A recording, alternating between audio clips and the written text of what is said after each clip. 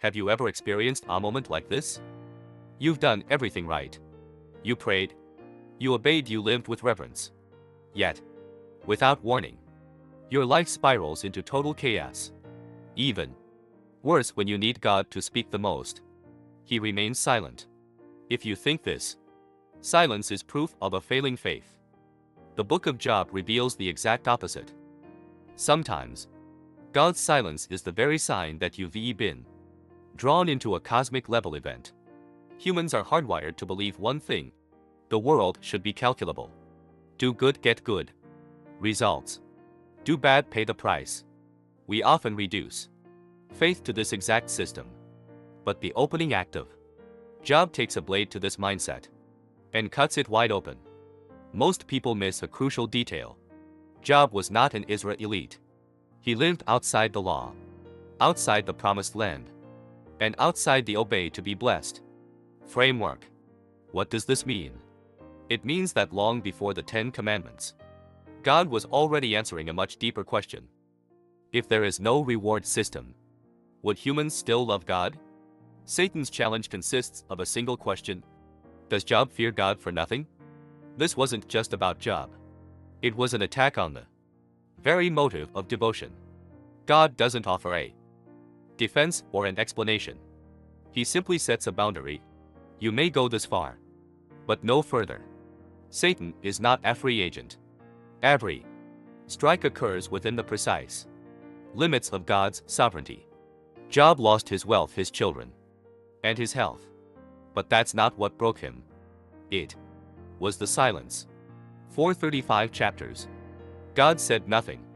This wasn't divine indifference. It was a higher form of divine trust. If God had explained everything immediately, Job's faith would have remained trapped in the logic of exchange. The silence had one purpose: to refine faith from "what do I get?" into "are you still God?" Silence is not a punishment. It is an upgrade. Job's friends represent a common religious reflex, logically sound, theologically standard, but cold-blooded. Their failure wasn't necessary in their doctrine, but in their premature certainty. They spoke where they should have listened. In the end, God declared, "You have not spoken of me what is right, as my servant Job has." And just like them, believers today often rush to interpret suffering rather than sit in silence. We offer explanations instead of presence, answers instead of compassion. When a soul is gasping for breath in the ashes, truth without mercy becomes a burden. God rebuked the friends not for lacking theology, but for lacking compassion, because compassion is the very weight of God's heart. When God finally appears, He doesn't answer why. Instead, He asks, "Do you understand how the world works?" This wasn't a humiliation. It was our orientation.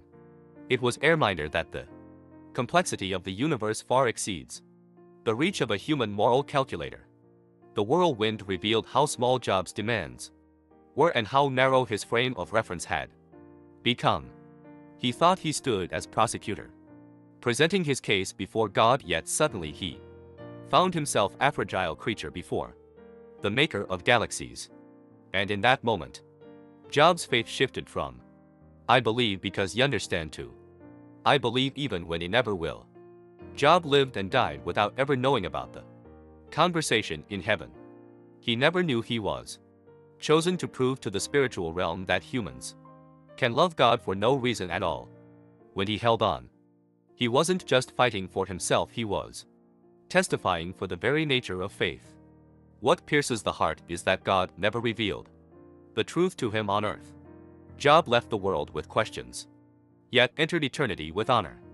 Not every witness knows they are witnessing. Some remain faithful in the night, only to discover the sunrise in heaven.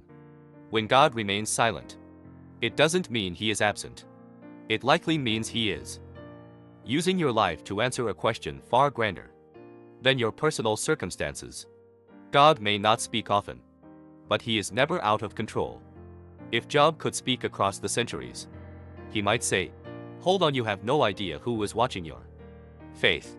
For God's silence often means He is writing a story so great that no one else is qualified to narrate it.